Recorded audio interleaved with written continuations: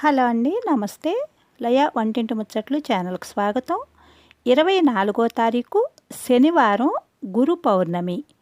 గురు పూర్ణిమని వ్యాస పూర్ణిమ అని కూడా అంటాము.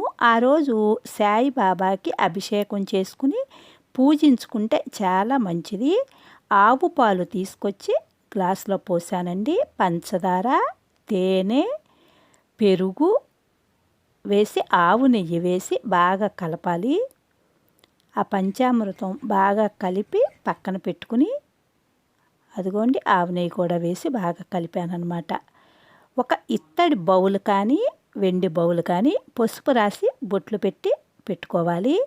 బాబాని అలా పెట్టుకోవాలి. పుష్పాలతో అలంకరించుకోవాలి.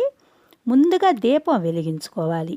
దీపం వెలిగించుకుని ఇప్పుడు బాబాకి అభిషేకం చేసుకోవాలి. అభిషేకం అయ్యాక మళ్ళీ మామూలుగా పూజించుకుంటాము. ఆ కలిపిన పంచామృతాలతో అలా అభిషేకం చేశానండి. గురు పౌర్ణమి రోజు కనుక ఇలా అభిషేకం చేసుకుని మనం సాయిబాబాని పూజించుకుంటే చాలా మంచిది. అలా శుద్ధ జలంతో కూడా అభిషేకం చేసి ఇప్పుడు బాబాని శుభ్రం చేసుకుని మళ్ళీ పూజ స్టార్ట్ చేయాలి. 5 రావి ఆకులు వేసి ఆ సంపెంగ పుష్పాలు అన్నీ పెట్టి అలంకరించాను. ముందుగా విఘ్నేశ్వరుని కూడా ఆ రావి ఆకు మీద పెట్టి లక్ష్మీదేవిని కూడా అలంకరించాను. పౌర్ణమి రోజు తప్పకుండా అమ్మవారికి కూడా పూజించుకోవాలి. లక్ష్మీదేవిని కూడా మనం అలంకరించి పూజ చేసుకోవాలన్నమాట. గురు పౌర్ణమి రోజు కనుక ఎవరైతే ఇలా పూజించుకుంటారో వారికి ఎలాంటి సమస్యలున్నా తొలగిపోతాయి. సాయిబాబాని శుభ్రం చేసి ఆ వస్త్రాలు ధరించి కిరీటం పెడితే ఎంత అందంగా ఉన్నారో చూడండి. శనగలు మాల వేసండి. నానబెట్టిన శనగలు మాల కట్టి అంటే దండ కట్టి వేస్తే ఎలాంటి సమస్యలున్నా పోతాయి. పుష్పాలతో అలా అలంకరించాను. ఆషాఢ శుద్ధ పూర్ణిమ రోజు సాయిబాబాను విష్ణుమూర్తి, దత్తాత్రేయుడితో పాటు ఆది శంకరాచార్యులను కూడా పూజించుకోవాలండి. లక్ష్మీదేవికి యాలుక్కాయలు ఉంటాయి కదండి, ఇలాచి, అవి దండ కట్టి వేశానన్నమాట. పౌర్ణమి రోజు కనుక ఇలా దండ కట్టి వేసుకుంటే చాలా మంచిదండి. ముందుగా విఘ్నేశ్వరుణ్ణి స్మరించుకొని అన్నీ పసుపు, కుంకుమ, అక్షంతలు అన్నీ సమర్పించుకోవాలి.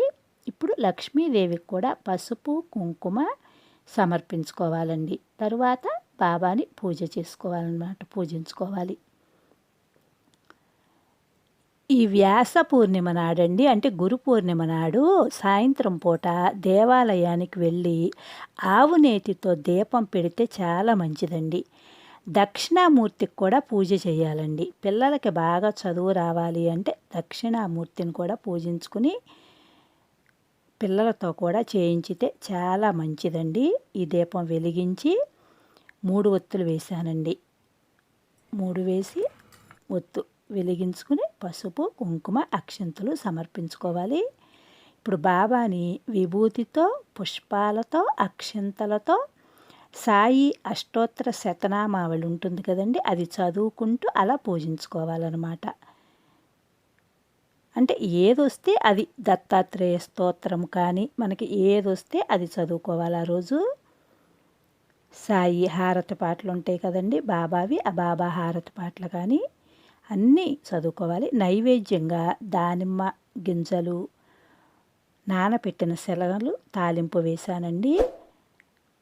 చపాతీ అంటే రొట్టె ఇష్టం అంటారు కదా, అందుకని చపాతీ కూడా చేసి పెట్టాను. గురు పౌర్ణమి రోజు గురువులను పూజించితే అష్టైశ్వర్యాలు కలుగుతాయి. ఆది గురువు వేదవ్యాసుడు పుట్టినరోజు గురు పౌర్ణమిగా చెప్తారండి.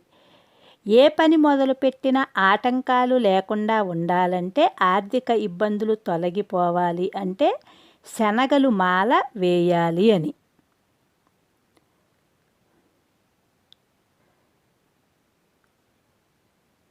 పాలతో అభిషేకం చేసుకునండి. ఇట్లా పంచామృతాలతో అభిషేకం చేసుకుని గురు పౌర్ణమి రోజు తప్పకుండా గురువులను మనం పూజించుకుంటే అన్ని రకాలుగా కూడా మంచిగా ఉంటుంది అని. గురువు మనలో మంచిని మన నుండి మంచిని సృష్టించి లోకంలో ఎలా జీవించాలో నేర్పుతారంటండి. మనలో ఉన్న మంచిని సృష్టించి లోకంలో ఎలా జీవించాలి అని తెలియజేస్తారంట. గురు పౌర్ణమిని ఆది శంకరాచార్యులు ఏర్పాటు చేశారని పండితులు చెబుతున్నారు. శనగల మాల మాత్రం తప్పకుండా ధరించాలండి.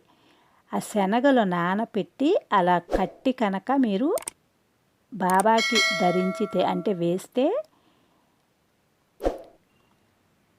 ఎలాంటి ఆర్థిక ఇబ్బందులు ఉన్నా తొలగిపోతాయండి. అన్ని రకాలుగా బాగుంటుంది. నా ఛానల్ సపోర్ట్ చేయండి, లైక్ చేయండి. Thank you.